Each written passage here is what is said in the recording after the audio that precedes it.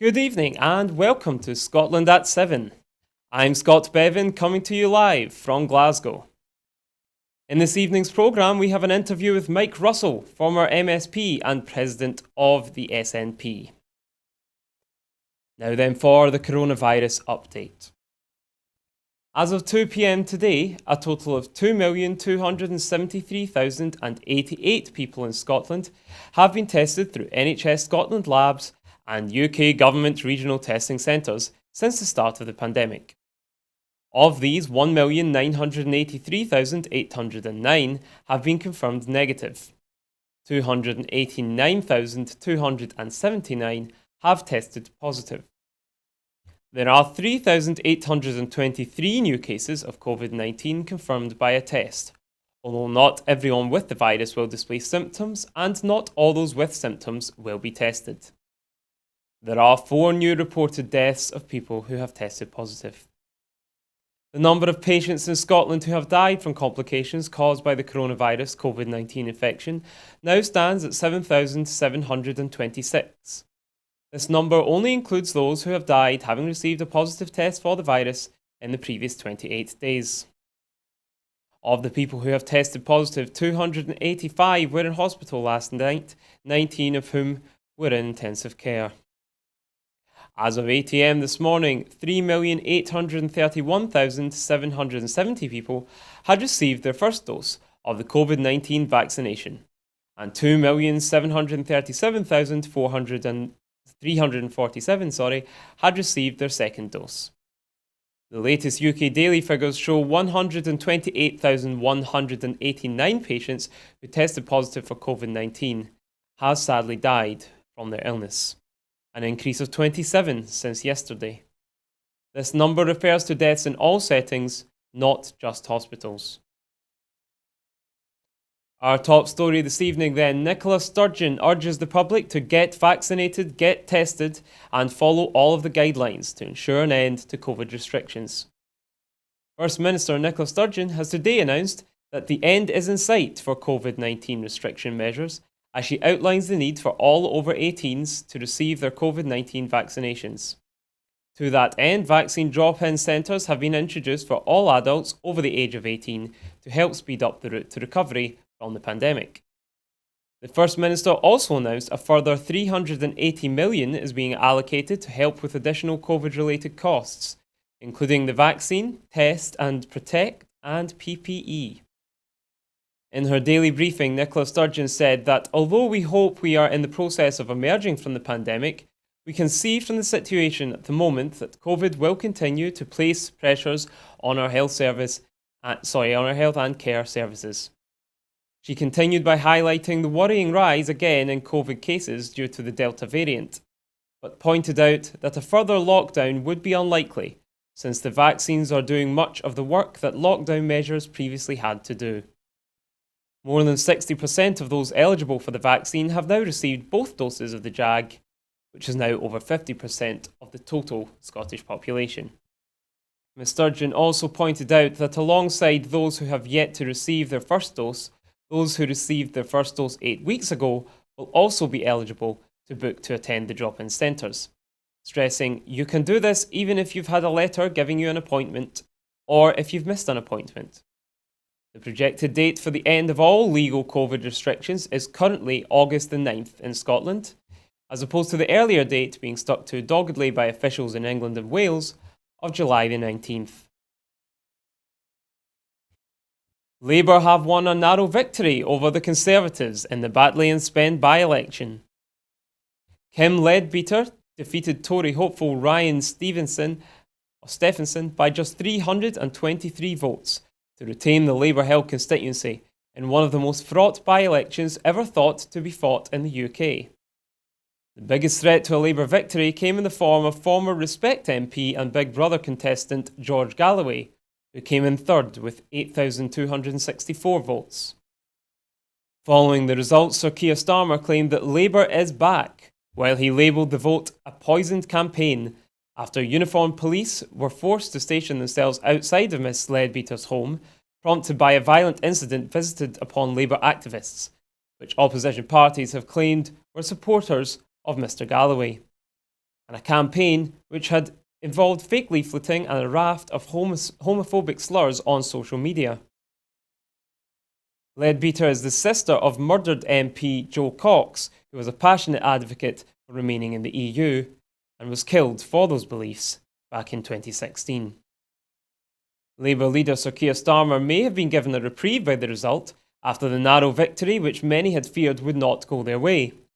After months of pressure on the unpopular leader, it was thought that a loss in Batley and Spen might trigger a leadership election. Brent MP Dawn Butler, who was recently awarded with a blue plaque in her hometown, had been thought to be one of the frontrunners for any such leadership challenge, having stood previously for the post. It is unclear now whether or not such a challenge will, in fact, take place. Settled status applicants have been given further time to complete their applications. The deadline had been set for midnight on the 1st of July, but at 11:30 p.m. last night, the UK government concluded that more time would have to be given to EU27 migrants to apply for settled status. This is due to the large backlog of cases which have yet to be settled and the numbers of migrants involved. 5.6 million people in the UK have applied for settled status, with only 52% of those who have been assessed having been granted permanent status, and over 112,000 people already having been refused the right to remain in the UK, with another 3% of applications still under consideration. 263,220 people have applied for settled status in Scotland, with 250,040 people having currently been assessed. Of these, 141,220 have so far been granted settled status, with 102,000 being considered pre-settled. SNP immigration spokesperson Anne McLaughlin said there is still time for the UK government to see sense and extend the settled status deadline, or better yet, scrap it altogether. The high volumes of applications reported by the Home Office show that this would be the sensible thing to do. But as we have seen, the Tories seem to have no interest in protecting hundreds of thousands who live here, paid their taxes here, and contributed to society from being stripped of their rights, proving once again that Scotland is vulnerable under Westminster control. It is as yet unclear how long people will have to finally submit their settled status forms, or what action the UK government is prepared to take on those who have not. To international news then. Statues of Queen Victoria and the current monarch Elizabeth II have been toppled in Canada amid anger at the historic deaths of Indigenous children.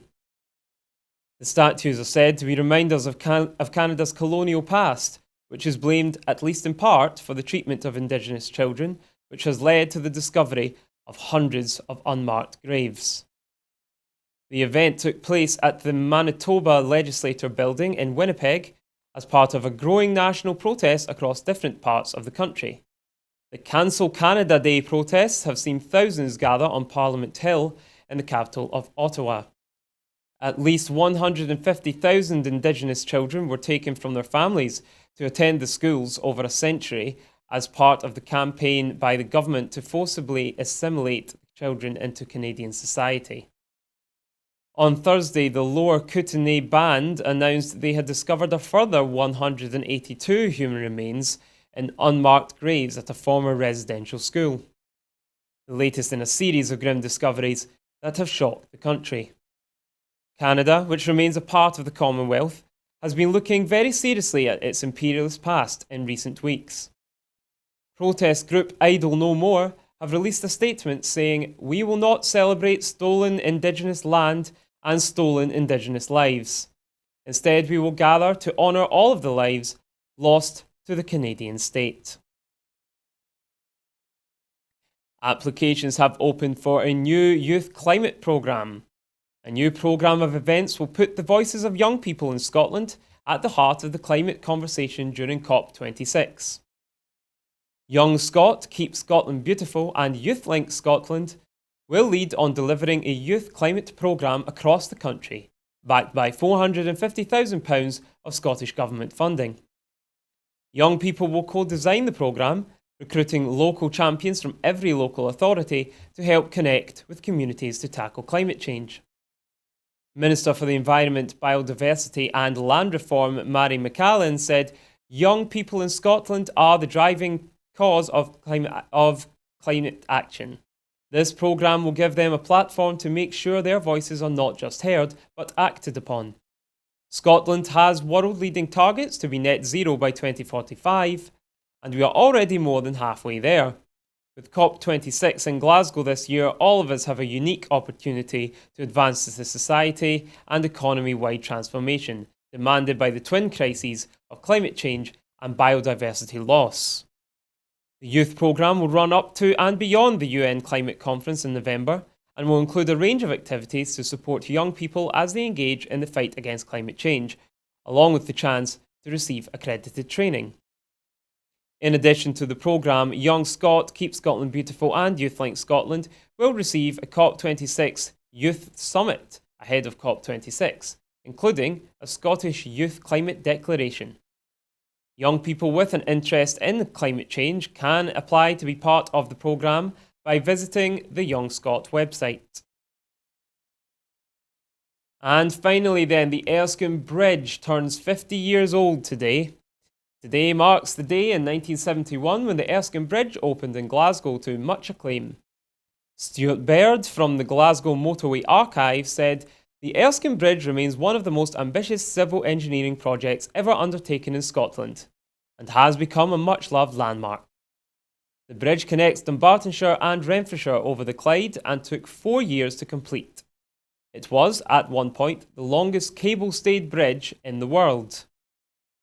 Plans have been underway for the two communities from either side of the river to meet at the halfway point on the bridge, but these plans have been put on hold due to the ongoing pandemic.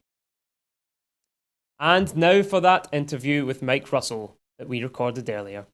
Hello, Mike. Hi, how you doing? Yes, not too bad. So, Mike, welcome. You first became an MSP back in the late 90s at the start of that Parliament in Holyrood before it was even based at the current building in Holyrood. What inspired you to get into politics in the first place, and how have you seen Parliament change over the sort of past 22 years?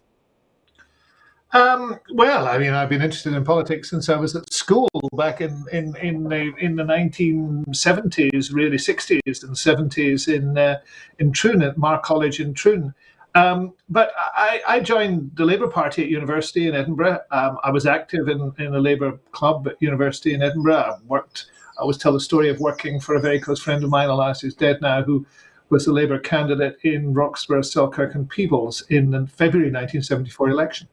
And then I came back from that election. I spent election day driving my friend around, and then I came back to vote in Edinburgh that evening, and I voted SNP, which seemed very perverse. But I thought about it really on the bus all the way up from Galashiels. And I'd come to the conclusion that the type of Scotland I wanted to see was not going to happen in the UK, because that election was about the miners' strike and who ran Britain and all the rest of it. And it seemed to me that it was only in the Scottish context that we were going to be able to make the progress we wanted to make. So I voted SNP in February 1974. I joined the SNP a couple of months later. I think my first stock branch meeting was the Stockbridge branch at that stage.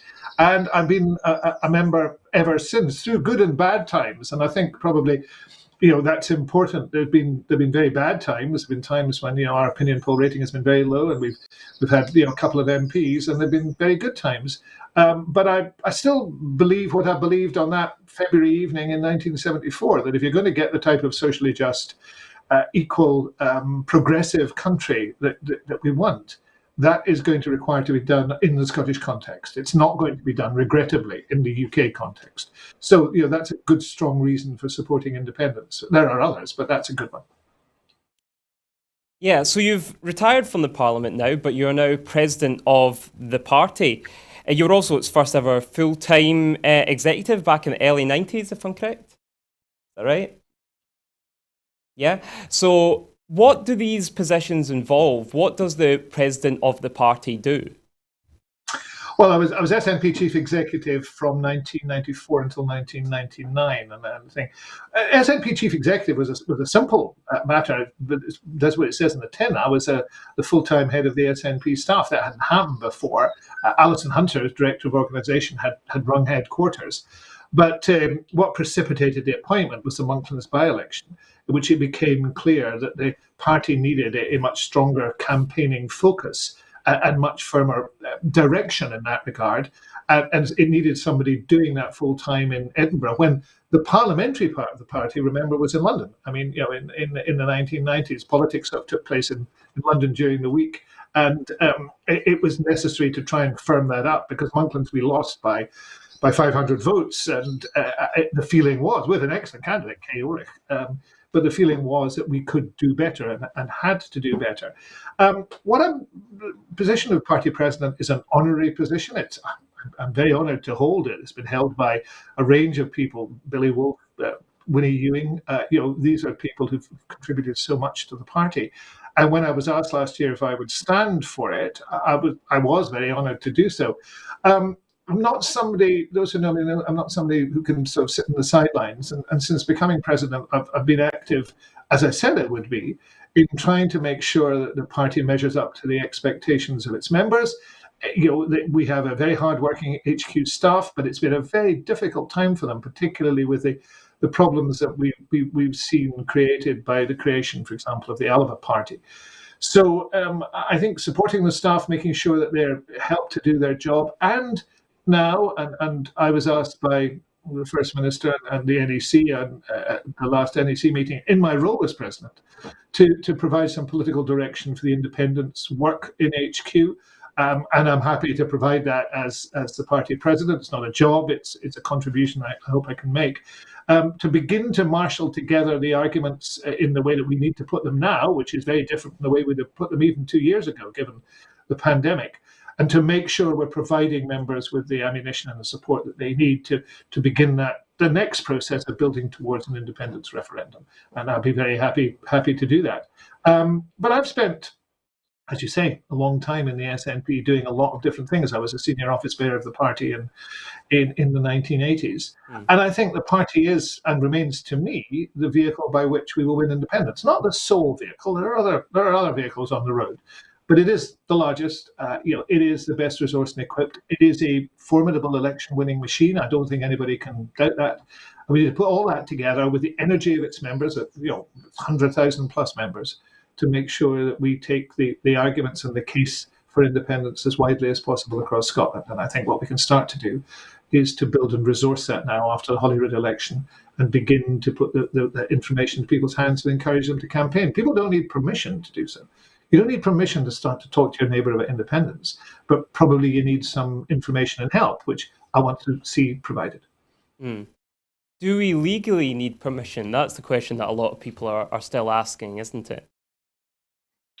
Well, it is not beyond doubt that issue, as the First Minister often says. But I mean, we've been quite clear, from the election, running up to the election in May and beyond, what the situation now is.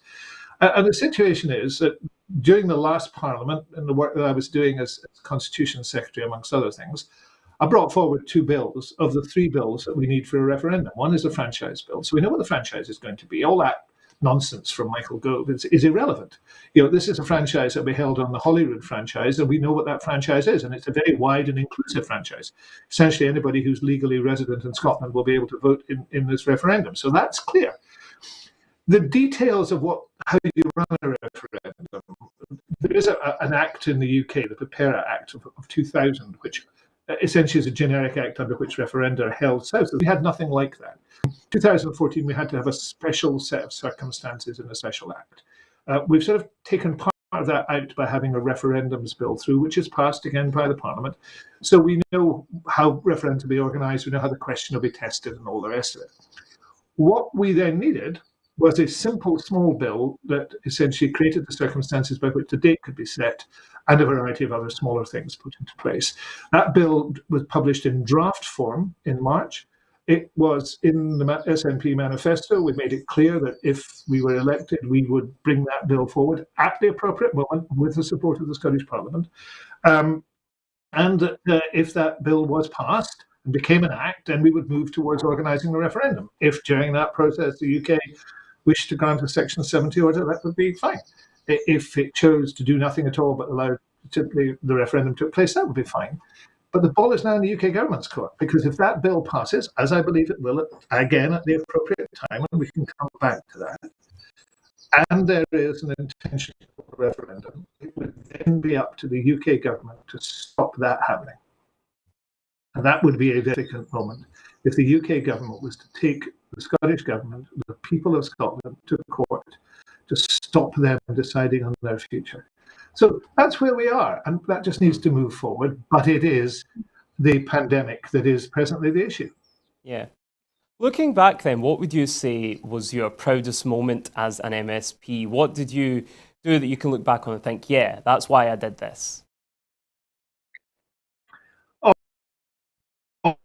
To be that you with your constituents. I've been behind and involved with so many bills of various types, and legislation, and lots of parliamentary activity. And I had 5 years as education secretary, and you work very closely on issues like, making sure there were no student fees, introducing curriculum for excellence, things like that. But I think, and I hope many of those things had an impact. But I think the thing that one always thinks about in terms of the work is the work you do for individual constituents. And some of those are, become public and are well known, and some of them nobody will ever know. I mean, I was the MSP that worked for Shirley McKee, and wrote a book about the case with her father, and how that miscarriage of justice was created in Scotland. I think that was important, and has had, in terms of fingerprinting and crime, it has had a global effect. But I've been involved in other large and high-profile issues, and I've been involved in issues that nobody will ever know about, but I think have been profoundly important on the individuals involved. So it is that activism that I think is what being a politician is about, and working for people at every level. But I couldn't put my finger on saying that was the thing I really wanted to do and did. I mean, I was involved in some nice first things too. I mean, I was first person to raise a point of order in the Scottish Parliament after it was established, but I was also the first person to speak Gaelic at the European Council of Ministers. So there's an awful lot of things that you're glad that you've done. But it's a team sport. Politics is a team sport. And some politicians fail to understand that. It's the work you do with other people that's really important. Yeah. We've seen support for independence go up since the 2014 referendum. Do you think that's a direct result of Brexit, or is it Boris Johnson's premiership, or is it simply the franchise changing, the fact that we have more younger people, 16, 17, 18-year-olds, who can now vote, who are more likely to vote for independence than not? I think it's a combination of things. I mean, I think it's partly a historical process that Scotland has changed so much. I mean, if you look, if you take a historical perspective on this, in the 19th century, there was agitation to restore, well, first of all, to restore the office of Lord Advocate, which was essentially the senior political office in Scotland. There was a body called the Association for the Vindication of Scottish Rights that wanted to see more decisions taken in Scotland. My mother was English, but was brought up in Edinburgh. Her father was English and had come to Edinburgh in the 1930s. He died in the 1960s. He would have been astonished that there was a Scottish Parliament. That was just something very distant. That had gone and passed. Even more astonished that his grandson had been a minister in the Scottish government. That would have seemed incredible. This is a historical process. The recovery of the right of Scottish decision making. In the 1920s and 30s, with the increase in Scottish administrative devolution, but no political devolution, no decision making devolution. And then that comes along, first of all, with a failed attempt in 1979, where the people of Scotland voted for it, but it didn't happen. And then the successful referendum in 97. And I think when you look back, you see this is a tide. The tide comes up the beach and then perhaps retreats again. And it comes up slightly further and then perhaps retreats a little again. You've got to see it in that context. And I say it's inevitable. But I think the tide is running in that direction. What to do is to persuade people that this is the right thing to happen. And it's not about being against anything. I've been very strong in my political life to say, I don't think this is an anti thing, this is a pro thing. This is about getting the right things happened and working well with our neighbours, all our neighbours, whether the neighbour is just over the border in Carlisle, or whether the neighbour is in Ireland, or whether the neighbour is in France or Germany or Norway or Sweden. It's also why we need to look north, why we should be part of the Arctic activity. And if we do that, then I think we'll be set fair. Yeah. Boris Johnson's been a bit of a gift to the independence movement, really, hasn't he? What would you say to people who claim that the SNP have been stalling on independence because if they're waiting for a Section 30 order from Boris Johnson, it's not going to happen, is it? I don't think the SNP has been stalling on independence at all. I mean, if we hadn't had a referendum, we might well have had an independence referendum. If we hadn't had a pandemic, we might well have had or be in the process of almost Mm, having an independence referendum. That changed a lot of things. Brexit changed a lot of things. Before the Brexit issue, the support for independence was sort of stuck, and it wasn't actually as live a debate. I don't think there's been any stalling at all. I think that there is a correct recognition of a number of factors. One is you have the referendum when you can win it, and it would be very, very foolish to say anything else. The polls do not. We presently can win it. The more you dig into those polls on issue-based matters, you can see where the issues are, and the COVID issue is a big issue, and linking recovery from COVID to the referendum is a big issue, and it is not a process that's completed as yet by any manner of means. mm, I just do not think that there is a stalling at all, and I think those who shout loudest about this, really need to say to themselves: do they believe that holding a second referendum and losing a second referendum would take this issue any further? Or would it be yeah. better to, as a broad church, to work together to find the optimum moment and to put all our energies in forward facing? I mean, there are some people you see in the nether regions of social media who clearly believe that the way to independence lies through, essentially putting a stake through the SNP's heart. I just think that is so incredibly foolish and Mm. destructive and self-destructive that I'm not going to have I'm not going to engage with it. How high do the polling numbers need to be then before the SNP say, oh, I think we can win it now? Because isn't it the case that, during an active campaign, it's more likely to go a lot higher than it currently is, Well, as I mean, happened I last don't time? think it's a matter of raw numbers. I think it's a matter of as we assess where people's view and mood is on a whole range of issues and what they want to do. I mean, I think it'll become pretty self-evident. If people associate in their minds the recovery from COVID with the absolute necessity of being independent, that will become pretty apparent. I think actually our opponents are better at this than we are. I think they recognise that tide is running, and that tide is, as I say, going up the beach further every time, and that's why they're running around sometimes like headless chickens. Some of the people having this argument in Scotland on the nationalist side, don't recognise that, and in actual fact, Scotland has a tendency to grab defeat from the jaws of victory. It's the Battle of Dunbar. Mm, We need to have a calm sook on this. We need to build this properly. Now, I acknowledge that every day that passes, we are one day further away from, having been in the EU, and that presents some issues. I recognise that there is a deep hostility in the current UK government towards devolution, towards Scotland, towards the SNP.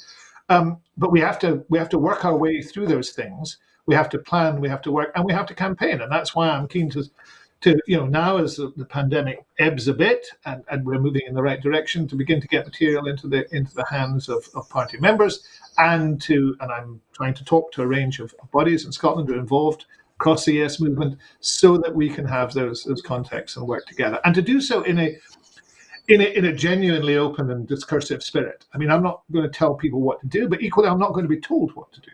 So mm, let's find a way in which we can work together. yeah. So as I mentioned at the start, then you're currently head of the SNP task force on Well, independence. I'm not. Can I just stress what I'm doing, because I think it's really Yeah, important. I've seen some misapprehensions about this. As the right, party president, I've agreed to provide political direction to the independence work in HQ and the independence unit work, and the wider work of HQ in HQ. okay. Um, and I do so as party president and in a voluntary capacity. So I'm not setting myself up as some great guru. I'm saying that given what I've done and the interests I have, I'm providing that political direction, help, and perhaps putting a human face on it and talking to other people. And I hope being able to work with good people who are doing this right across the party. So is the role then what Mr. Biaggi was formerly doing for the SNP, or is this something entirely different? It's not Marco's role. Marco was working as a full time, as far as I know. I mean, I wasn't involved in that contract. He was working as an employee or freelance or whatever. I'm doing this as the party president, and I'm trying to provide some help and support. There will be, an modest increase in staff in HQ to cope with this. Some of the work that individuals are doing in HQ, is focused on independence anyway, and we can build that work. And it's when you go into any portfolio as a minister, one of the first things that you should do is to say, I don't want to stop anybody doing anything. Find ways for people to do different things or to focus that in a slightly different way. And what do we need to complete that process and to make that process better? And that's what I've been looking at and working on. Keith Brown, as deputy leader, was doing that. He's now back in government. Obviously, he has less time on it, so to some extent, the work that he would be doing on it would be devolved to me, I suppose. In addition, the NEC is, talking on a regular basis about independence, and therefore somebody who can report on that on a regular basis. It's important for them to be there. So we're working that out, and we're working our way forward on it. I'm always very fond of something that, as I grow older, I get more and more fond of it. That Jackie Stewart used to say, which was that you really need to under-promise and over-deliver. And I hope that what we can do is see that happening. That we'll be judged by the material that we're able to provide, the impetus to campaigning, and we do it as a team. There's some very effective office bearers who've been elected by the party. They have their place. They should be doing things and working together with them. I'm sure we can take that forward. The executive is wide ranging. There's lots of people on the executive who can be part of it, and there's an awful lot of people who want to play a role in it. In fact, one of the things I want to say is people write to me often and say, I'd like to contribute to independence. I don't necessarily have the ability to say to everybody, this is where you slot in, but I do hope at a local level, people are able to campaign and we can find ways to involve people, with certain skills in some of the work that we're doing. Yeah. So we've spoken before on this programme with people about the concept of nationalism and what nationalism means to them. Many would say that the Brexit referendum was the realisation of English nationalism. What's the difference between that sort of English nationalism that sadly can be so often quite right-wing, insular, xenophobic, and the Scottish nationalism that sort of led to the 2014 referendum and beyond? I see my political philosophy as being internationalism. I believe that Scotland is a small country of very able people with huge resources that needs to play a role in the world, and it can do it on a basis of equality. So I want to encourage Scotland to be a part of the international community. And that means looking outwards, but also being inclusive. It doesn't mean looking inwards. It doesn't mean the backward-looking cul-de-sac that I think we've seen, in parts of England that has been legitimised, and in other places, legitimised by Brexit. And for example, an issue in there is the settled status issue and the issue of immigration. Scotland's not full up. Scotland has a need for immigration, and freedom of movement was ideal for us. It not only allowed people to come in here and work here and be very flexible, but it also allowed us to go elsewhere and our young people to go elsewhere, and indeed others, to choose to live parts of their lives not in Scotland. That to me is, focusing on the needs of Scotland, on what Scotland is. So you could call it nationalism, but it's internationalism because it's seen within a wider context. And it is that wider context that seems missing within Britain or in England, particularly at this present moment in time. Despite the rhetoric, it isn't there. It's about looking inwards, and it's about thinking about things that have long passed. I mean, when you see outside Wembley, a group of people singing a song about the RAF shooting down German bombers, these people are looking at something. The last time that probably happened was 75 years ago. They're trying to relive something, no matter how important, that just has passed. But we live in a different world, and we have to recognise that world. And so I see that we're looking and inclusive. Yeah. Well, Given that, then, you've spoken very eloquently there about progressiveness and internationalism and equality.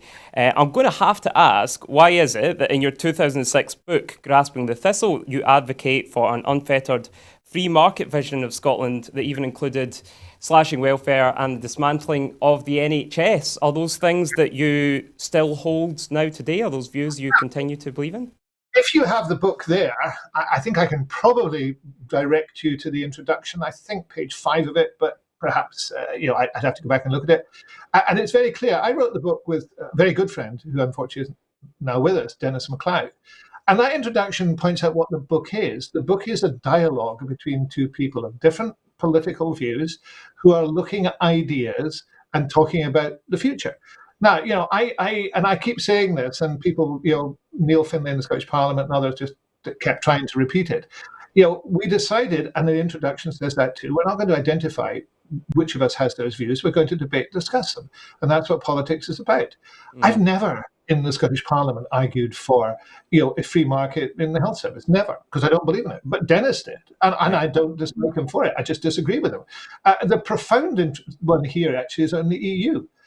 You've heard me talk about the EU. Everybody in Scotland has heard me talk about the European all my political life. I've argued for it. I've told stories about why that is the case. Dennis was profoundly anti-EU. He was, I suppose, at that stage, a Brexiteer. Latterly in his life, I think he had doubts about that. I mean, we talked about that sometime before he died.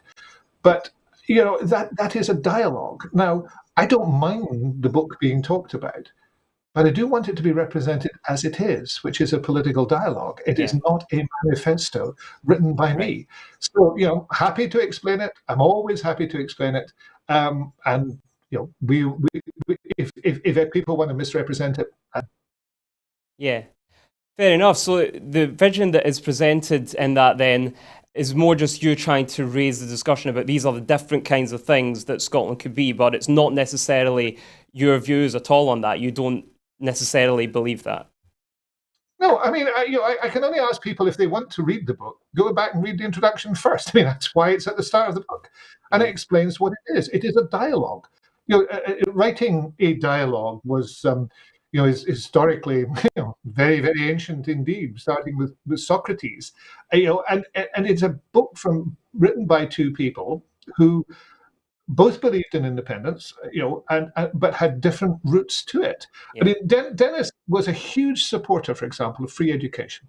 And nobody is simply one thing. To try and categorize somebody as being evil because they believe in that, it was always dangerous. Now, he believed in some things I disagreed with. I believed in some things he disagreed with. The EU is an example, and therefore having a civilized debate about the type of Scotland we want to see, and putting points of view forward and contending in that way, struck me then and strikes me now as a sensible thing to do. But, if people want to misrepresent, I mean, they do it on Twitter all the time. It's up to them. If people want it misrepresented. Yeah. But if they read the introduction, they can be in no doubt what the book is actually about. And I've written 7 books, I think, and I'm engaged presently writing again. And they just go out there, and it's up to others to make what they want of them. And if people honestly think that that's the way to have a political debate, fine. Yeah. It's not my way. Yeah, fair enough. Do you agree that most Scots then, do you think that most Scots want to vote for Scottish independence, but perhaps fear that maybe we can't afford it? I think that it is an attractive prospect to people who do not vote for it because they don't think either we can afford it. They treat it as an aspiration, but not as a practical reality. And that's what we move on. But that's been true from the beginning. 50 years ago, when independence would have been the choice of probably less than 10%, perhaps even less than 5%. An awful lot more people would say, "Oh, I'm a patriot of Scotland. I'd love to see Scotland do well. I'd love to see Scotland be independent, but we can't afford it, son." I mean, when I was first a candidate in Clydesdale in 1987, and knocking on doors, you would get, as the first time as a candidate, you would get people who would say, "Oh, look, son, I'd like to vote for you, but you'll never win." I remember on the street, actually in Lanark, once saying to somebody, if we got all those people out into the street and we got them to talk to each other and they realized if they all did vote for me, I would win, maybe that would make a difference. And that's been a progressive argument. That's the argument that we've been having. And we need to persuade people now, not just that this is something that they can afford and which needs to be done, but actually in terms of recovery from COVID, it is essential if we are to recover in a way that is sustainable and that works for us. And if we allow that decision over a number of years to be made south of the border, it will be the worse for us. Yeah. Well, we'll get on to COVID and the timing of a potential second referendum in a moment. But moving on then, you were instrumental in the SNP's opposition to Brexit as Europe and Constitutional Affairs spokesperson in the last Parliament. What is it that frustrated you most about that whole debate and how it was handled at Westminster after the Brexit vote happened? I think when you look at it in hindsight, I've been thinking about it quite a lot and writing about it. I think if you look at it in hindsight, what happened was that we moved from putting forward the compromise proposals that we thought would work and would have worked to a stage where what we were actually doing was simply articulating what Scotland believed and wanted to happen and reminding Scotland how important that was, because we were not being listened to in the slightest by the UK government. And I think the frustrating element was the period in which we didn't quite realise that. We still thought that, along with the Welsh particularly, we still thought it was possible to influence the outcomes. I mean, by influencing the outcomes, I think there's a dichotomy which is worth recognising. When you're discussing that with the UK government, particularly, you're trying to do two things. One is you are trying to change their mind, and for whatever is being discussed not to happen. But you're also trying to create a set of circumstances, and this is probably where we live in Australia, one of the reasons we want to get out of it. You're also trying to work out how you can mitigate it if it does happen. And how can you, in actual fact, mitigate its effects? And that's quite a difficult juggling act to do. But I think where we are now is simply constantly reminding people that this is an intolerable situation and it's one that must change. And as we move towards a referendum, persuading people to vote for that change. Yeah. Well, moving us right up to date then, the SNP are currently in talks with the Greens, cooperation talks, even though they now have sort of a majority in Parliament, now that Alison Johnson's become the presiding officer. Why do you think it is that they've decided to do that, go along the lines of sort of the New Zealand model of cooperation or coalition, if you want to call it? And do you think that this is something that the majority of independent supporters want to see? Well, I mean, I'm not directly involved in that decision. I'm not a member of the parliamentary group. I'm not a member of the government. So, my knowledge of what is happening there is non-existent. It's great, as great as anybody else, as great as yours, I would say, with respect. So, we have to wait and see what happens there. I can see an attraction of there being, a semi-formal or formal arrangement. I think, given the excitements every year at budget time, and how that's going to work and all the rest of it, it would actually lead to better government if that was tied down more closely over a period of time. I also, people who know me as an ex-environment minister know that I do very much subscribe to the view that the urgency and immediacy of the climate challenge has to be addressed. And therefore working closely with a party that's entirely focused on that is a good idea. But look, I'm going to let things take their course. Often with negotiations, the right place for negotiations to take place is in the negotiating room, not in the television studio. So they'll have to have this discussion, and we'll see what comes out of it and what the proposal is. Yeah. Well, we spoke then about the end of the recovery.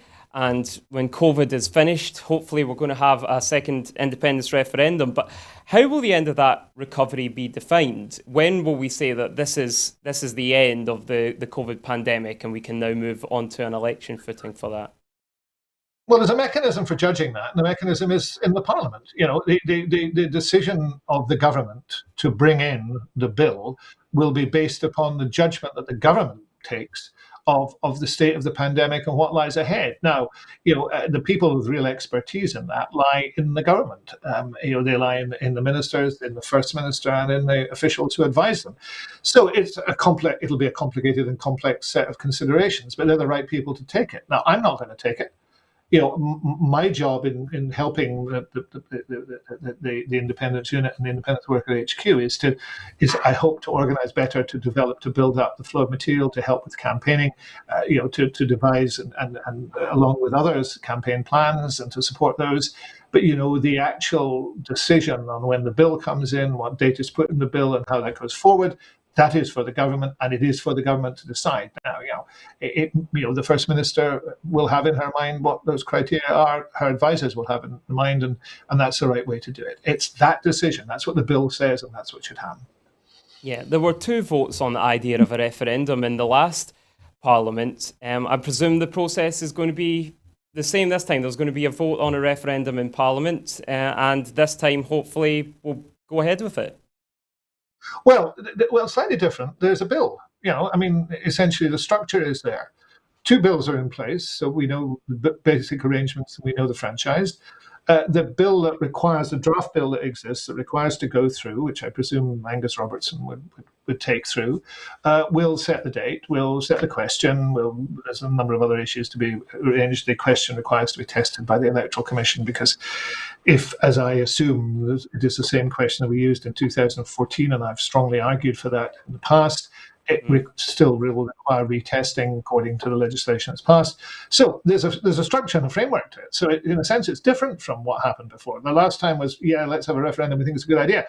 This will say we are going to have a referendum. It will be on such and such a date. This will be the question. So that's the next step, and that bill will come in when the First Minister and the government is convinced is the right time to do that.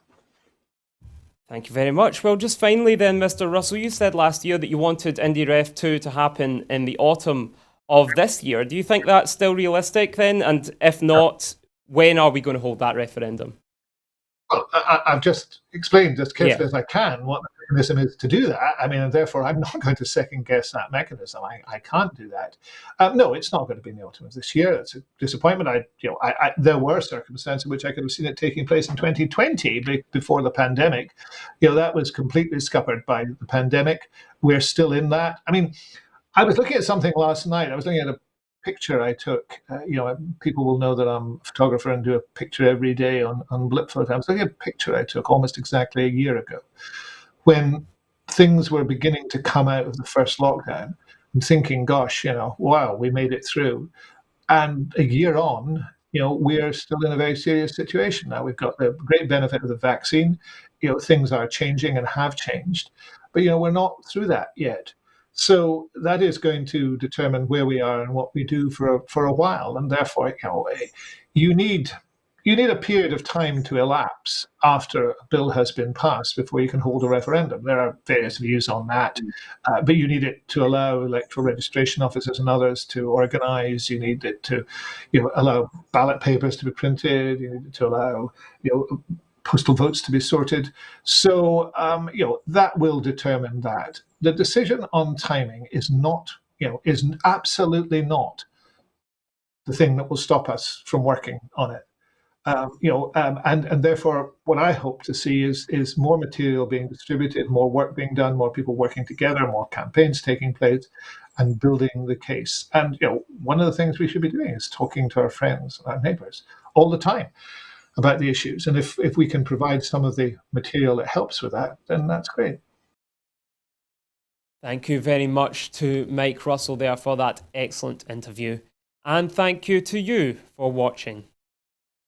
We can only do what we do here at Broadcasting Scotland thanks to your generous support and your contributions.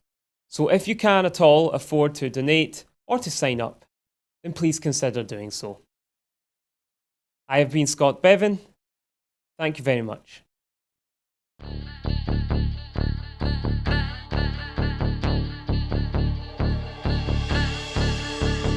How do you mean no more commission? Well, no one in Scotland can commission an idea. If I went to BBC Scotland and I said, I've got this great idea for a sitcom, I've got this brilliant idea for a drama, there isn't one person in Scotland that can okay it unless it goes through London. Good morning and welcome to another edition of Full Scottish. What's happening today?